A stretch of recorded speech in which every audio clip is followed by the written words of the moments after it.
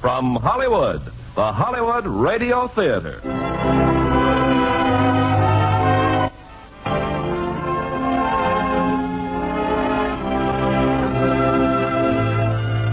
Starring June Allyson and Jeff Chandler in Because of You. Ladies and gentlemen, your producer, Mr. Irving Cummings.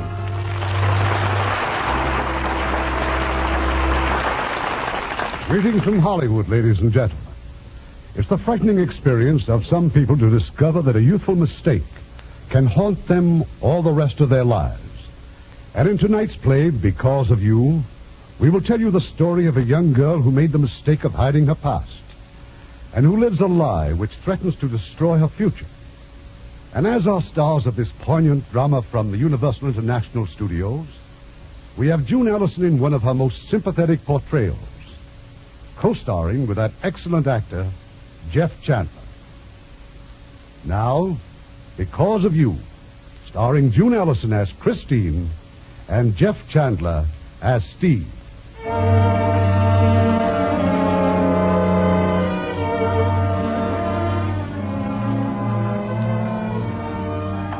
I first met Christine Carroll in 1944. Like all newcomers to the state prison for women, she was brought to my office for an interview. A young, good-looking girl, first offender. She'd been sentenced for 2 years. You can sit down, Christine. This is Mrs. Gordon. She's matron here. We're going to put you to work, Christine. You'll be assigned to the textile mill. Now, we have better jobs, but it's all going to depend on you. I don't plan to give you any trouble. Well, I know that you were arrested with a man named Mike Monroe. Monroe was found guilty of armed robbery. Most of the money was in your possession. Is that true? Mike gave me a package. I didn't know what was in it. You were his girl, weren't you? We were going to be married, if that's what you mean. But you knew nothing of his criminal activities? No. You expect me to believe that? The jury didn't believe me either. That's why I'm here. Indeed you are.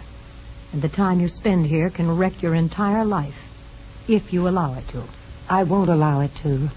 Good. Just remember that I'm here to help, not to punish you. Thank you. That's all for now, Christine. Good luck.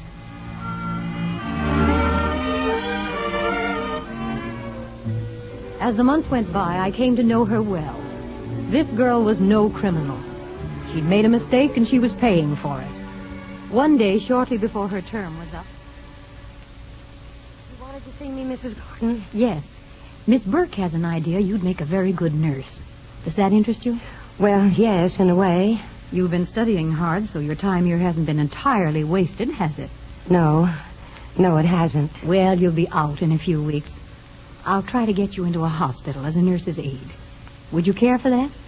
Oh, yes, I would, very much. I'll see what I can do. I like you, Chris. Thank you, Mrs. Gordon.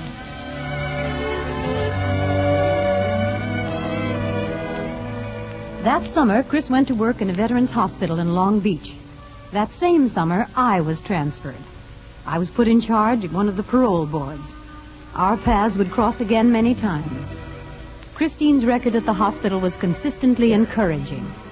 But what I hadn't counted on was her meeting with a young officer named Kimberly. Major Steve Kimberly, a patient. Now, look, Major, you're supposed to be asleep. It's after 10 o'clock. Well, this is all your fault, you know. Who started giving me back rubs? Well, I did, but that was... Oh, no, I can't go to sleep without one. Terrible situation, isn't it? I will rub your back for exactly 1 minute. How can you be so cruel? Now, look, you name your price, I'll give you a lifelong job doing this. You may have to. If the charge nurse catches me doing this, I'll need a job. Haven't you got someone of your own who can do this for you? Well, I got a sister. Oh? She's pretty busy right now, though. Doing what? Taking care of twins. Oh, how nice. They're brand new. She'll be out to see me, though, as soon as she can. Out from where? Home. Philadelphia. Oh, is that where you'll be going when you get your disability discharge? I'm not getting any disability discharge. What'd they tell you? Nobody's told me anything. Just don't get any ideas I'm washed out, because I'm not. Look, Major, there are lots of men in the hospital who'd like to finish the war, but... I don't care about them. I care about me, and I'm not through. Are you going to relax or just argue?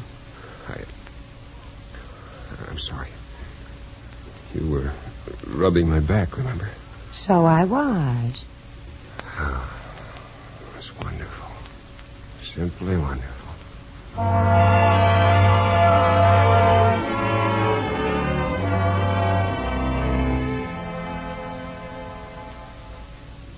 So I thought you could straighten me out on him, Dr. Breen. Well, it's nothing very complex, Chris. Major Kimberly's wounds, his physical wounds, have healed a lot more quickly than his emotional ones. He's suffering from melancholia. Melancholia? Periods of depression. You see, he's had battle experiences that relate to painful memories from his childhood. He lost both his parents in a fire. And now, losing so many of his friends in the war... He doesn't seem depressed. Oh, he's getting along. He once told me something that's more or less the key to his whole outlook. He told me that everyone he ever loved left him. Still, in many ways, he's very fortunate. Wealthy background, no real need to work. Work? Then he's going to be discharged. A man with emotional shakes can't be trusted at the controls of a plane. Now, what's all this about? Oh, nothing really. I just thought I ought to report his conversation, that's all. Mm-hmm. Now, tell me something about you. I don't mind admitting that you puzzle me a little. Puzzle you? A farm girl from Oregon? You're not one of the regular aides here, are you? No, I've been in prison, Doctor. I'm on parole. You? Prison? It's a long story. Ignorance, circumstances, falling in love. Are you still in love? No. Your family know about this? Yes, they wanted me to come home, but frankly, I'm too ashamed. I'm sorry. I've spoiled your evening, haven't I? Oh, no. Sometimes I have to think about it. Dr. Breen, could I have a few days off? There's a personal matter I'd like to take care of. On one condition? Yes? Just don't forget to come back here. Oh, I won't, Doctor. Thank you. Those few days off she wanted, they concerned a trip to San Quentin Prison and a visitor's pass to see an inmate named Mike Monroe. It's about time you waited long enough. You've been out for months. What's the matter with you? You look different. Your hair, those clothes. What are you wearing clothes like that for? There's nothing wrong with them. Nothing wrong. You look like when you come off the farm. Maybe I've changed, Mike. Maybe that's what I'm trying to tell you. Look, what do you mean you changed? Well, I'm not in love with you anymore. I tried to make it last. Honestly, I did. I thought maybe... All right, cut it out. Getting yourself all worked up for what? You don't need to make a speech. Could have told you long ago we're washed up. Then there's nothing more to say, is there? No, nothing. You'll be getting out soon. Yeah. But don't you worry, baby. I'll do okay. I hope you'll be happy, Mike. You do, huh? Thanks. Thanks a lot. Jack, open up. The lady's leaving.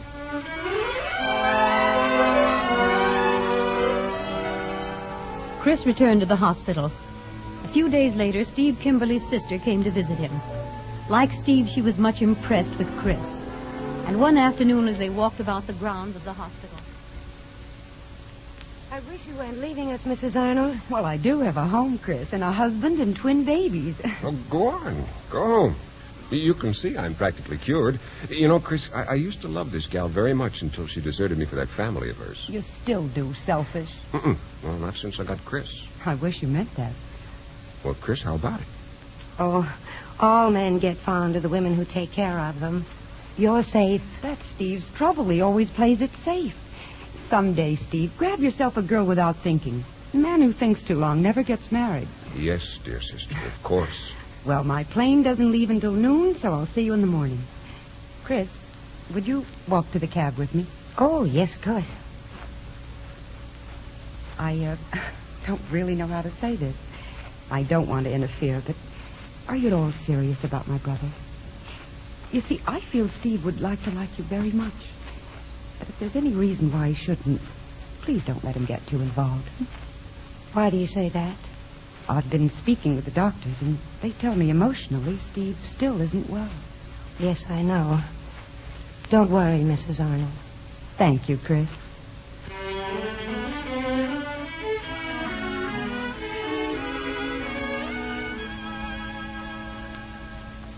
Interesting book, Kimberly? Oh, Dr. Breen, I couldn't sleep. Oh, why not? Well, frankly, I was hoping Chris would stop by. I haven't seen her all day. I'm not surprised. She left here last night. Another leave? She's not coming back, Kimberly. I've lost a good girl. Well, I haven't lost her. Not yet, I haven't. Where'd she go? McCormick Hospital, Pasadena. Did they send her, or did she just go? That's something I can't answer. Now, how about getting some sleep? You're doing fine, Kimberly. One of these days, we're going to turn you loose. When? No, never mind. We'll talk about it in the morning.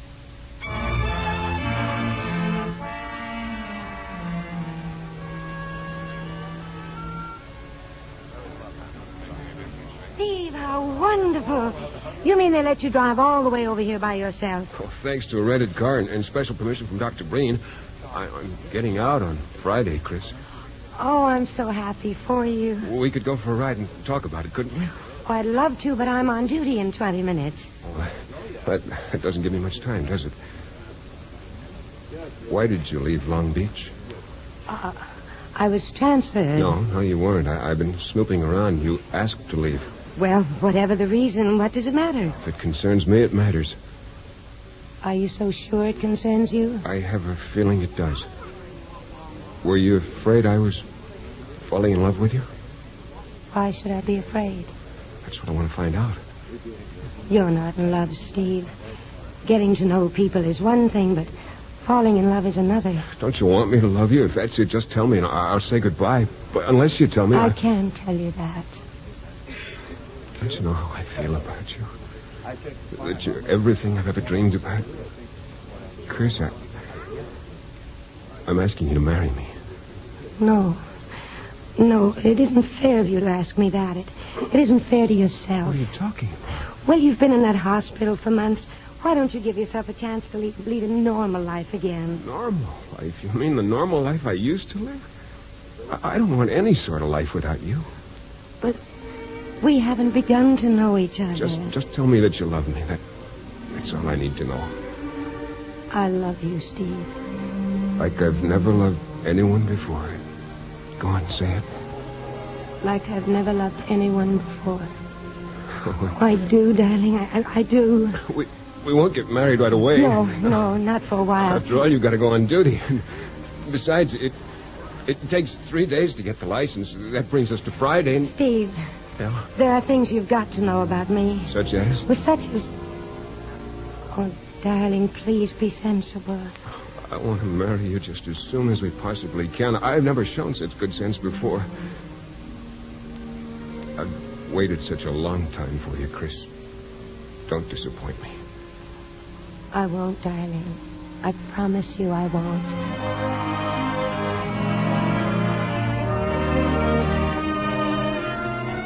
Later that same day, I found a message on my desk. Chris had telephoned. She was coming in to see me. I had to find out, Mrs. Gordon. What can I do? I'm still on parole. Then you haven't told him about being in prison? No. You've got to tell him, Chris. I can't. Then you can't get married. Not now, anyway. My parole period doesn't expire until December. Then it's simple. You wait till December. He wants to get married now, right away. What can I tell him? Chris, you're not the first girl who's had to face this. And he's not the first young man who's been kept in ignorance. The state has to protect him. That's why there's a law. A girl on parole cannot get married unless the Board of Correction gives permission. Now, I'm your parole officer. I'm the one who must tell him. Now, please, stop worrying. I'll give you every possible break. If I wait till December, then no one will have to tell him. Chris, don't get any ideas. I don't know what you mean. Wait till December? Maybe you will. But girls have been known to try it anyway. It's not worth it, Chris. A parole violation can send you straight back to prison.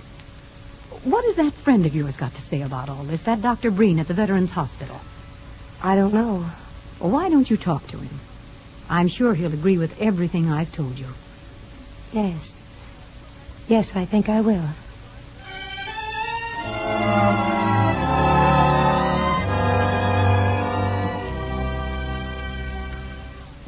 wonderful news, Chris. You and Steve. Congratulations. Thank you, Dr. Breen. Steve told me this morning. He also told me about his new job. Right here in Long Beach, huh? Uh-huh. The Cantrell Aircraft. Assistant to the chief engineer. You must be very proud of him. Oh, yes, I am. You're wondering, aren't you, Doctor? Wondering if I've told him about my prison record. Well?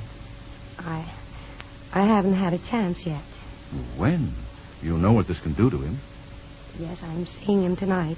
We're going out for dinner. What are you going to tell him? Well, I'm going to try to get him to put the marriage off, and then later, when he's stronger, then I'll tell him everything. Put it off? I see. Chris, don't marry him at all unless you're prepared to give up everything else. There are no halfway measures for that fellow. Well, in spite of everything, he's a very lucky fellow. Well, I'm glad you approve, Doctor. Thank you.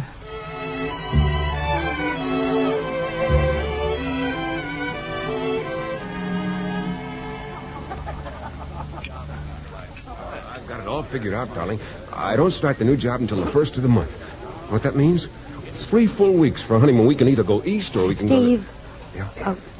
would it matter terribly if we waited till, well, say until Christmas? There's no reason to wait. Doesn't make sense. Or does it? Steve. Well, of course, if you're backing out, Oh, darling, you're talking like a child. Maybe I am, but I love you, Chris. I want you. I want to be with you every moment of my life. And if you don't feel the same but way... But I do. You know I do. Steve, if we do get married now, will you promise to keep it a secret until December? What happens in December that's so important? My job finishes, that's all. You know, I signed up for a year, and I agreed not to get married during that year. There's a shortage of nurses. You ought to know that. Okay, you win. A secret until December. Thank you, darling. Can we go up to Oregon and get married at your family's? No, that's much too far away. Steve, what about Mexico? Huh? You know, we could go down there and be back in no time at all. And no one would ever know. That's what you want, and that's what I want. Happy? Very happy, darling. I hope I can always make you happy. I'll never stop trying.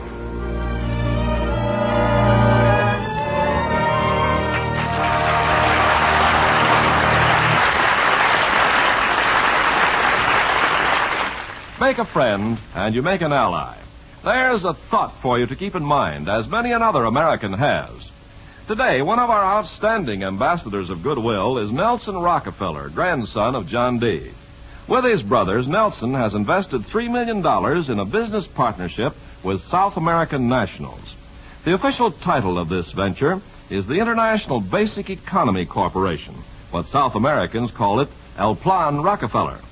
With American equipment and techniques, among other things, Nelson Rockefeller has built a profit-showing fishery in Venezuela, a reconversion plant to turn powdered milk imported from the United States back into fluid milk, a food warehousing and distribution concern, a series of model and self-supporting farms, and a 300-acre hog farm. Throughout South America, the Rockefeller plan has set up thriving businesses, enthusiastically supported by the people and the governments of the two nations. Part of the plan's profits go back into other projects for food production and distribution, where little or no production has been done before. Part will help finance the American International Association, a non-profit organization set up to study scientific nutrition, sanitation, hygiene, and child welfare. In 10 years, when the International Basic Economy Corporation is fully established, its stock will be sold to citizens of the countries in which it now operates.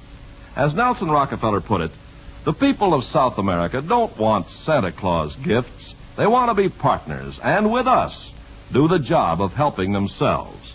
Mr. Rockefeller knows only too well that by helping others, you help your country. Now our producer, Mr. Cummings. Act 2 of Because of You, starring June Allyson as Christine and Jeff Chandler as Steve.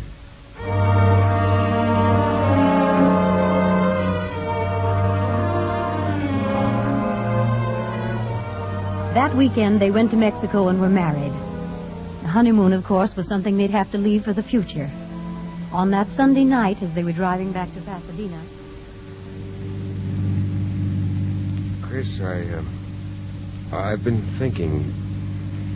You told me you left Oregon 4 years ago. Where were you before you came to the hospital? Now, you're not going to start checking on me at this late date, are you? Just curious. No, I'm not curious. I'm jealous, Chris. You talk so little about your past. I guess I just got to thinking I was the only one. Did you love him very much? It was a long time ago, Steve. It doesn't matter anymore. Nothing matters before you. When did you see him last? Not since falling in love with you. I won't ever again. I had no right to even think about it. Oh, you had every right. I'm glad you did. Now, what about you and all the girls in your sordid Philadelphia life? There was one, you know, Rosemary Baldwin. And just between us, I've always had the notion that my sister had it all figured out that Rosemary... A week later, when Chris came in for her routine parole visit, I had some news for her. News? What sort of news, Mrs. Gordon? Now, don't be alarmed. Incidentally, I've been wondering about your young man. Did you decide to tell him? Well, yes, but not until December. Not till I'm free. Well, you can forget all about it. You won't have to wait. Mrs. Gordon? You've been given what we call a certificate of discharge. It's all over, Chris. No more parole. The slate's clean. Here it is. Take it. Do I have to keep it? Oh, no. You know what I would do if I were you? What? I'd take a match and I... Okay? Okay. Let's hope all your troubles go up in smoke. Just like this.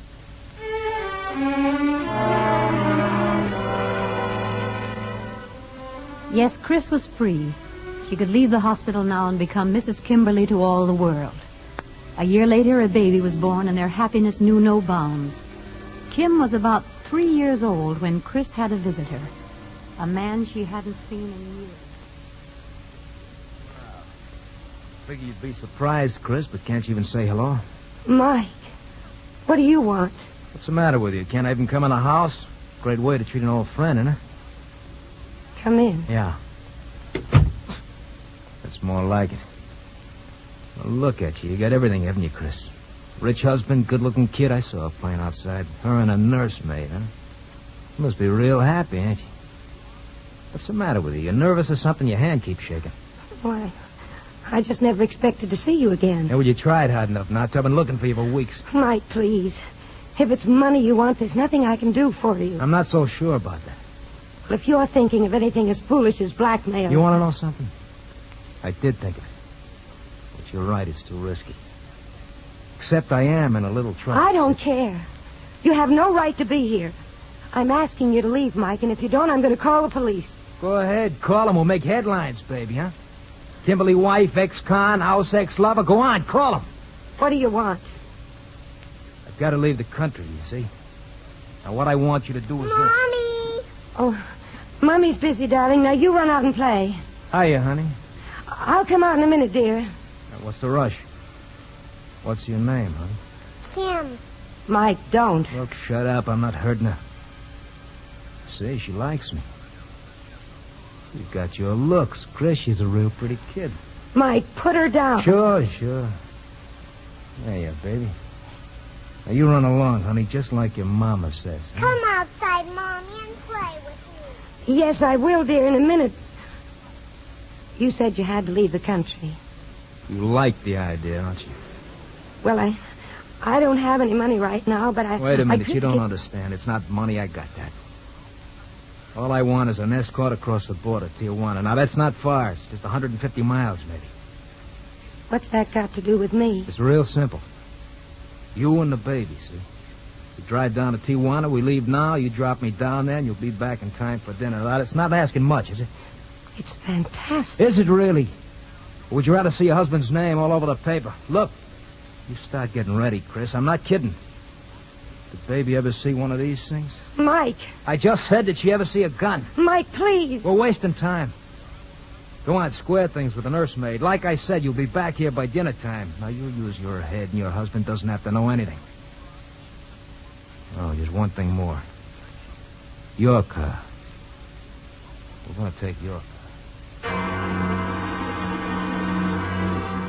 It isn't difficult to cross the border into Tijuana, especially if you're posing as a tourist taking your wife and child for a day's outing. But Mike had a plan.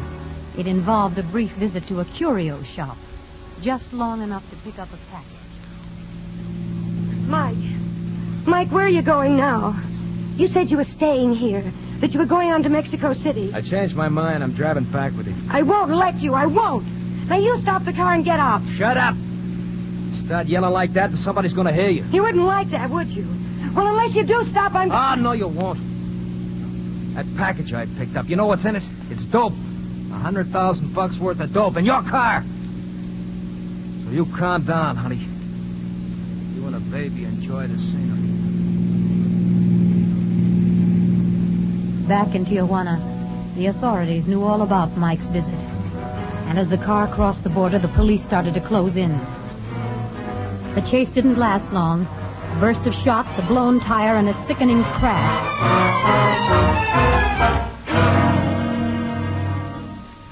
3 hours later, Steve Kimberly arrived at a hospital in San Diego. You're very fortunate, Mr. Kimberly. Your little girl wasn't even scratched. We've given her a sedative, though. She'll be fine. Where's my wife? If you'll come this way, please. They had to remove some glass from her arms. We'll see if she's ready yet. She's still in surgery, Mr. Kimberly, so if you don't mind waiting, I've got a few questions. I want to see my wife. So do I. My name's Bergstrom, Department of Justice.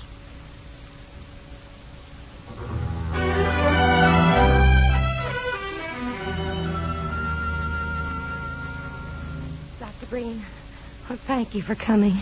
It's all right, Chris. I've been speaking with the doctors here. You're going to be all right. Oh, I don't care about myself. That's not why I asked for you. Isn't it? You don't believe it's true, do you? I don't know what to believe. I think it was inconsiderate of that Monroe fellow to die not to help you out of this. You know, Steve has taken Kim. Yes, I know. He hasn't even seen me. Why won't he come to see me? He will. Chris, what power did Monroe have over you to make you do a thing like that? Well, I thought anything was better than having Steve know. Well, I guess I was wrong. But you must have known why Monroe wanted to go to Mexico. He could have skipped the country without you. Oh, it's so easy to be practical now, Doctor. I thought I was going to get rid of him and let it... Steve. You must be getting it down pat by now, Chris. Well, what else? Be careful, Steve. Go easy. You said you wanted to see me. All right, I'm here. Why didn't you tell me you had a prison record? Well, I thought it was best for you. That if Best for me or for your boyfriend?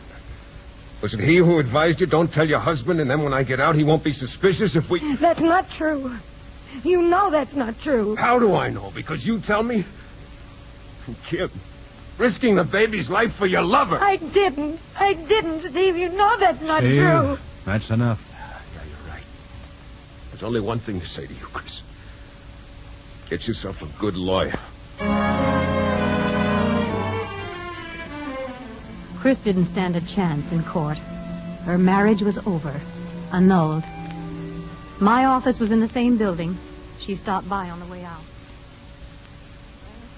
Say it, Mrs. Gordon. Say I told you so. Give me time. He hasn't let you see your little girl? Oh, no, he's taken her back to Philadelphia. The court decided I wasn't a fit mother. What am I going to do? Get a job. Where? Doing what? Who'd take me? Chris, a man came here to see me yesterday. A professional magician. He wants one of our girls for a job. It might be just the magic you need. I don't believe in magic. He goes all over, Chris. Theaters, nightclubs. Why don't I call him? Oh, I wish they'd send me back to prison. Chris. Well, if they'd sent me back, at least I wouldn't have to think about it. There, I know I couldn't see her anymore. Chris got the job. The pay wasn't much, but it meant keeping busy and constant change. The years went by. 2, 3, 4. Then one night backstage in a New York nightclub. You're improving all the time, Chris. Yes. One of these days, you're going to forget all about me and go out on your own. And now, just what does that mean? Am I going to get a raise, or am I just getting fired? Well, at the moment, neither. But about the raise, I think that maybe fame and fortune have finally caught up with us. We've gotten that audition for television. If they like us, 26 weeks at the price we asked. We see them tomorrow morning. Tomorrow morning? Oh, isn't that what we want? Oh, I can't go with you tomorrow. Oh? What's more important? Well, here, look. The evening paper. Steve Kimberly to join Aeronautics Commission. Leading jet designer to attend Paris meeting. He's already left for Paris. So once again you become the mother. Chris, I've told you 100 times. Even if you went there, they wouldn't let you see the child. But if Steve's gone... Oh, please, I've waited so long. But if Steve's gone... Oh, please, I've waited so long for this. I've just got to try to see her. Go ahead. I'll do the audition alone. You probably cramp my style anyway. Who looks at me when they can look at you? Chris went to Philadelphia. She took a cab to the Kimberly home, then a few moments later to another home not far away. Chris, come in. I'm glad to see you. This is my husband. This is Phil. Sit down, won't you? Thank you. You won't believe me, but I had no idea this was your house. Steve's sister. I shouldn't even see you, should I? But as Kim's aunt, that's something else again. Well, I went over to the other house. They were just leaving, Kim and the chauffeur. I followed them here in a taxi. I really didn't come to make any trouble. It's the twins' birthday. We're having the party out on the lawn. If you'd like to go out there. Oh, no. No, not yet. How have you been making out, Chris? All right, I suppose. Susan, Kim was limping. Oh, yes, a little. Is it from that accident? Did she hurt her leg? The doctor says there's nothing wrong with her leg at all, that Kim just enjoys it that way.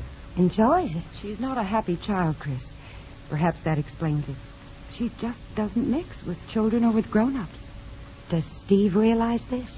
For him, Kim is the sun and the moon. But doesn't he see that... Not anywhere but backwards.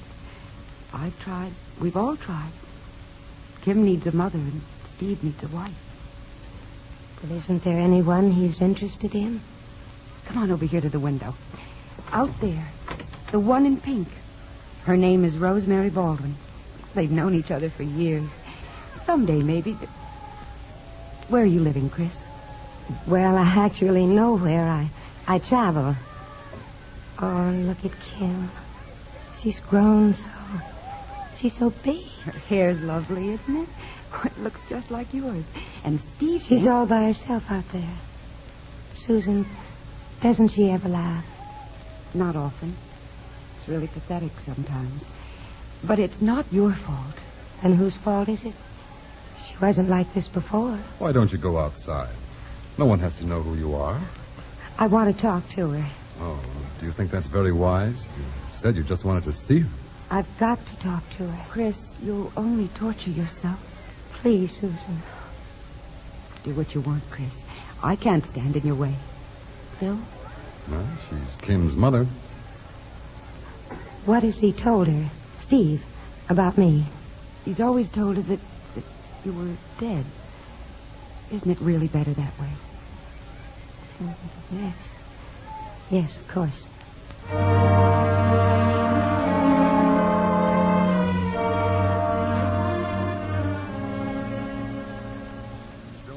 This at all, Sue. What do you mean Chris is staying here in Philadelphia? She's quit her job and got another one here at McKelvey's department store. But when she was here last week, she certainly didn't lead us to believe that she was... She's not using the name of Kimberly, I hope. No, of course not. She calls herself Miss Dorothy. She's become some sort of a magician. Oh. She works in a toy department and, well, they plan to send her to children's home to entertain at parties and things. Well, if Steve finds out... Steve's in Paris. Oh, Phil, can't you see? She's only doing this for Kim, to be near her, hoping that at some children's party again she'll... It just doesn't make sense. She may never see Kim. She could, if you'll let me help her. How? Kim's governess has a long vacation coming to her, and if we let her go away, if Chris came and took her place, well, there's no reason why Steve should ever know about it. As for Kim, she could easily be that child's salvation. Do you realize what you're saying? Perfectly. Well, do what you like, dear. But when something goes wrong, don't forget to blame your poor husband.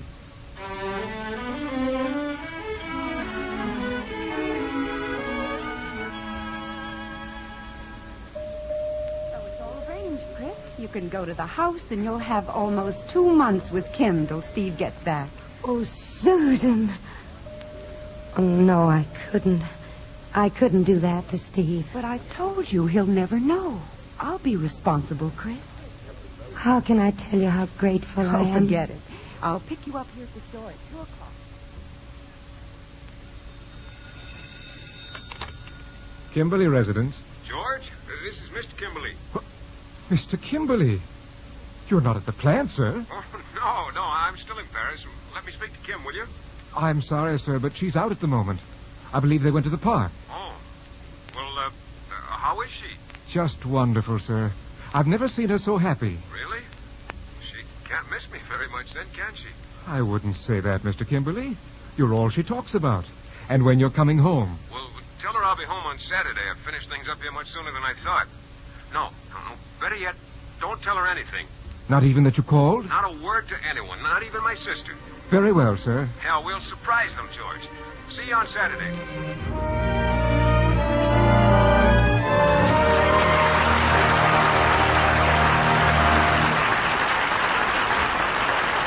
We'll have Act 3 of Because of You in a moment.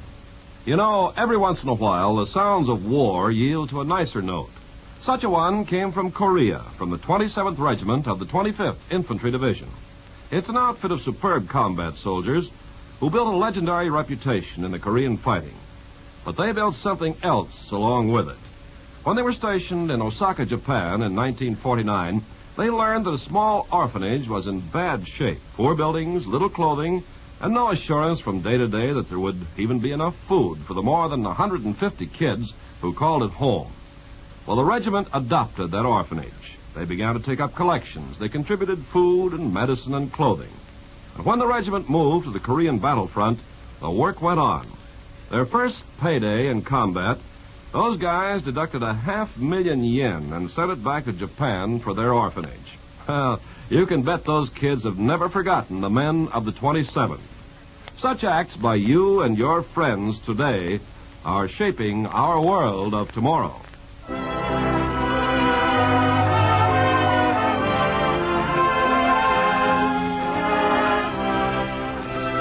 We pause now for station identification.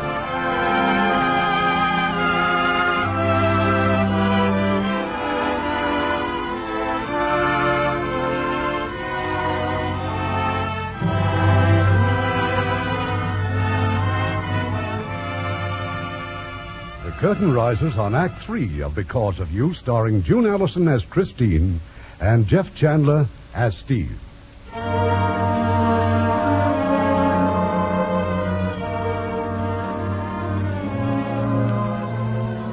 Yes, Steve's return from Paris was quite unexpected.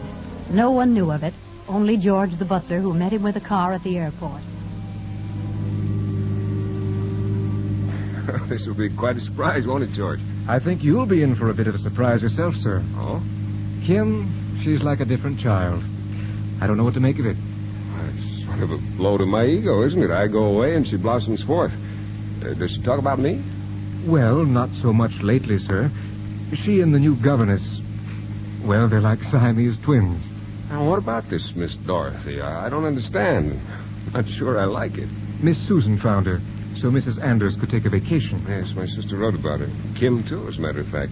Her wonderful new governess. I must say I thought she was all wrong for the child at first, sir. Catering to Kim the way she does. But perhaps that's exactly what Kim needed. Oh, not that you don't cater to her, sir, but, well, it seems different. Can't wait to meet this marvel. Step on it, will you, George?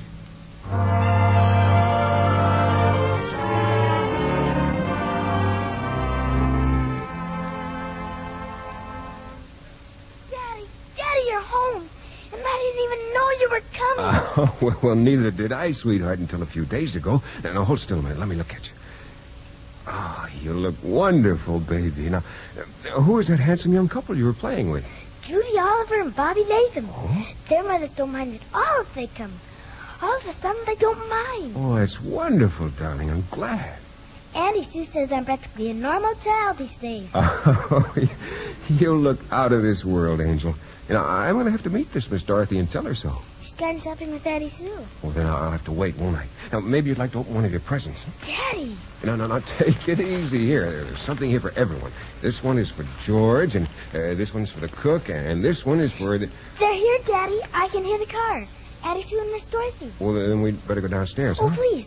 Let's brace her to hide. We can hide up here. Oh, no, wait. Hiding's a silly game. Oh, no. We play it all the time. Miss Dorothy likes it. Well, I'm a little old for this, but come on, then. We can hide in the closet. Kim, we're home, dear. That's funny, but she must be up here. Say it straight, Sue. This is a big game for Kim. She's hiding. Mm-hmm. Oh, yes. All right. Now, I wonder where that child can be. Under the bed, probably. Nope, not under the bed. I've got it, the dresser. I'll bet she's in the dresser drawer. Well, I don't see her. The closet, that's it. The clothes closet.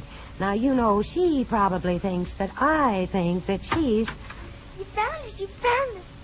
Look, it's my daddy. Steve. Well, what's the matter? Why doesn't somebody say something? Daddy, this is Miss Dorothy. And he didn't forget he brought you a present. Thank you. Don't you like Miss Dorothy? I love her. Kim, go downstairs, dear. Go outside and play. Don't you want me to? Miss Dorothy, where are you going? Miss Dorothy. Steve, now listen to me. Kim doesn't know who she is. She only knows her as Miss Dorothy. What were you thinking? You know what Kim means to me. And nobody's trying to take her away from you. She is. She already has. Why? Why did you ever permit it? It had something to do with pity. I felt sorry for her. And for Kim. And for me? Yes, I feel sorry for you too, Steve. You just won't face realities, will you? It's over. Done. Nothing's going to bring us together again. And don't tell me that's not what you had in mind. This was all you were doing, wasn't it? Yes. Entirely mine. Well, thank you. You're going after Kim, ask her to... I'm going after Chris. I have to tell her something. What did you tell her when you let her come here? That it would be a temporary arrangement until we knew you were leaving Paris. And that she was not to let Kim know that she's her mother. But even Phil was understanding and sympathetic. There wasn't a chance to know each other. Well, they've had it. I'm home. She'll leave right away. Are you going to talk to her? Is there any reason why I should? No. No reason, Steve.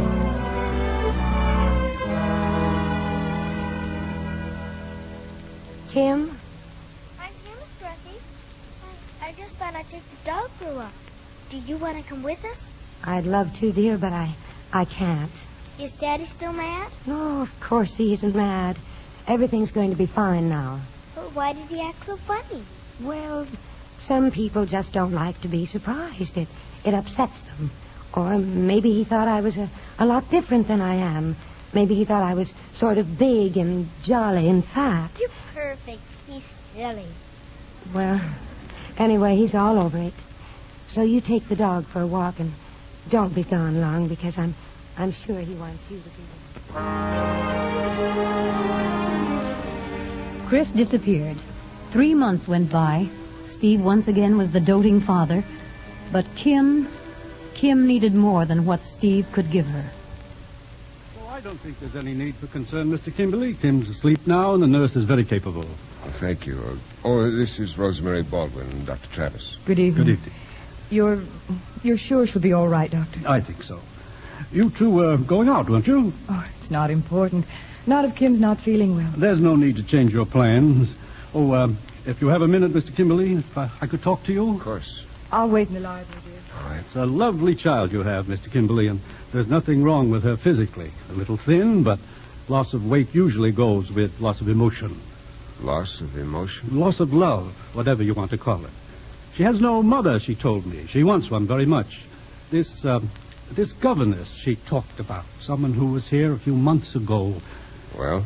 Whoever she is, she seemed to be the closest to a mother that Kim's recently known. So it's the second great loss to her. Twice losing the person she felt most secure with. She doesn't love me? Of course she loves you. But a feminine love is terribly important to all of us, man as well as child. Did Kim say that I sent Miss Dorothy away? No. Kim is angry, but not with you. She's angry with fate for depriving her of so much, so often, so young, all of which she doesn't understand. It deprives all of us. How can you prevent it? A doll is lost, a child cries for it. You show her that another doll can be loved. I don't...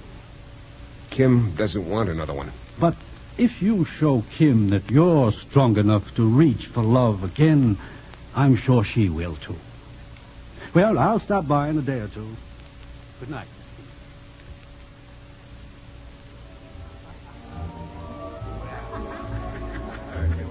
Steve, still worrying about Kim? No, I don't think so. I just don't feel much like a nightclub. Sorry. Well, let's leave then. Now, there's something I want to tell you, Rosemary. In a way, it's an apology. You must find me pretty dull most of the time. You've had a lot on your mind, Steve. Last time I got it off. You see, when I went off to Europe, I thought I was getting along pretty well. I'd forgotten my one failure at marriage. Then, recently, it was all stirred up again. Miss Dorothy? I know, Steve. What I didn't guess, well, Sue finally told me. She's Kim's mother.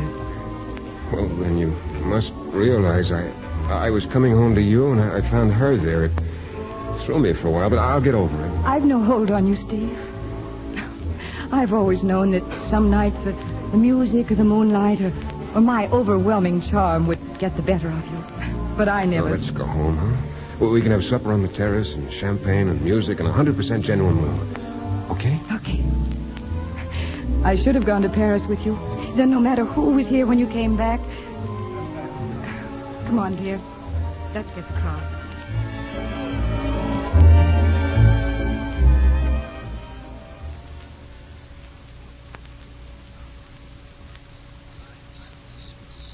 Hey, how's this? Up to expectations? Heavenly. And wait till you taste George's lobster. Meanwhile, if you'll excuse me Kim? for just a moment... Well, But yeah. isn't she asleep?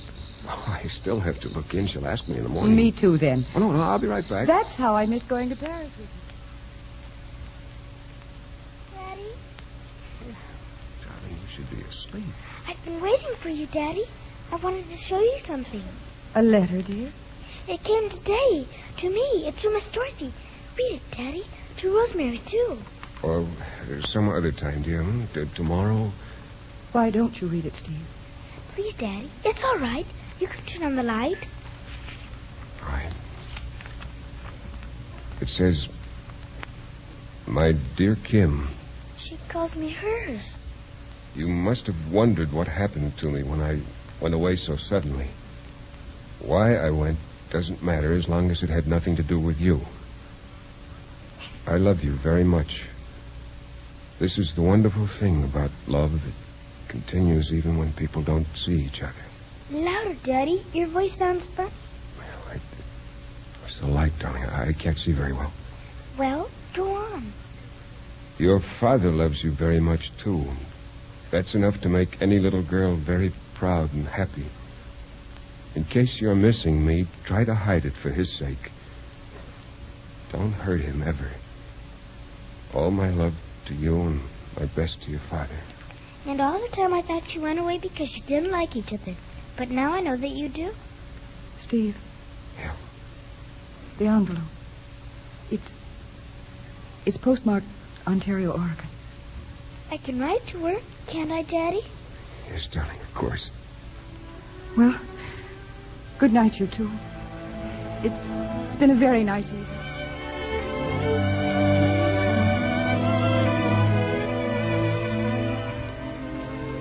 Now, Ontario, Oregon is not what you'd call a metropolis. If you're looking for someone, it's just a matter of finding the right farm. And Steve found it.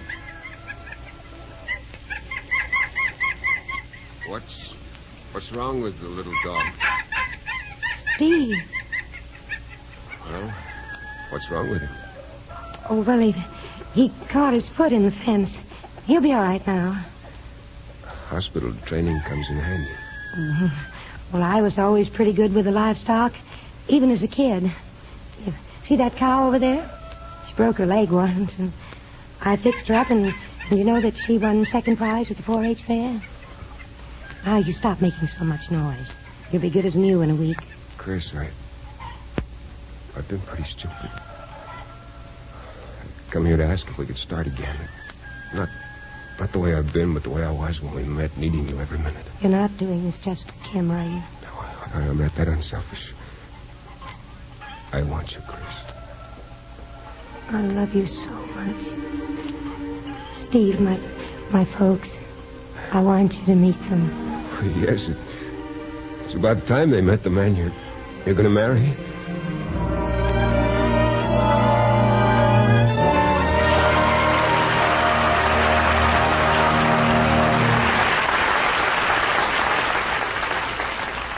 In a moment, our stars will return. Sergeant Kenneth Kaiser was the first man of the 40th Infantry Division to die in Korean combat. And his memory is perpetuated today in the Kenneth Kaiser High School, the first coeducational high school in all Korea. It's a tribute, too, to the men of the 40th who wanted a living memorial to one of their heroes. The buddies of Sergeant Kaiser raised the $16,000 that went into its construction. They planned the building, and they provided much of the labor. 285 boys and girls there proudly wear the tiny enameled metal pins that are replicas of the insignia of the 40th Division. It's a dynamic, continuing memorial that has promise of making its influence felt for generations to come. Such acts by you and your friends today are shaping our world of tomorrow. Now, Mr. Cummings with our stars. Please step forward to the footlights. June Allyson and Jeff Chandler.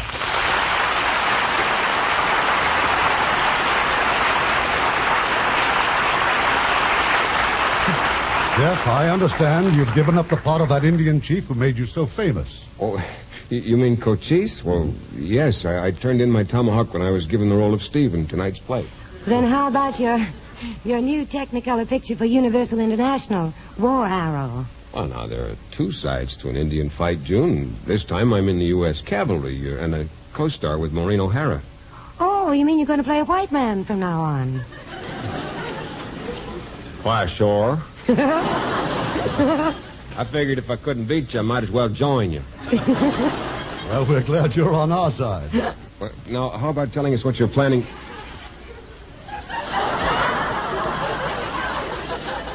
Oh, what are you planning for next week? Well, next week we're going to present one of the greatest screen favorites of all time. It'll be her first appearance since returning from Europe recently. That famous personality and versatile actress, Claudette Colbert.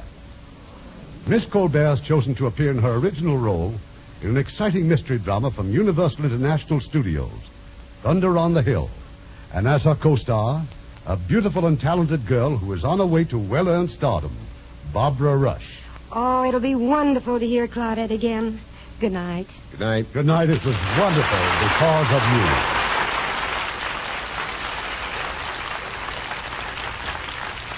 Heard in our cast tonight were Jeanette Nolan as Mrs. Gordon, William Johnstone as Dr. Breen, Kay Stewart as Susan, Tony Barrett as Mike Monroe, Lynn Allen as Rosemary, Herb Butterfield as Dr. Travis, Leonard Penn as Phil, Paul Freese as Senor Misto, and Byron Kane, Mimi Gibson, Dorothy Brown, and Eddie Marr.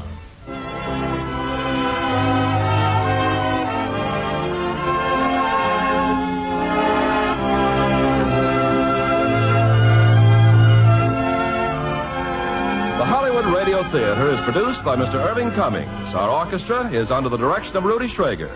This is Ken Carpenter inviting you to join us next week at this same time for another presentation of the Hollywood Radio Theatre. Hollywood Radio Theatre is a presentation of the United States Armed Forces Radio and Television Service.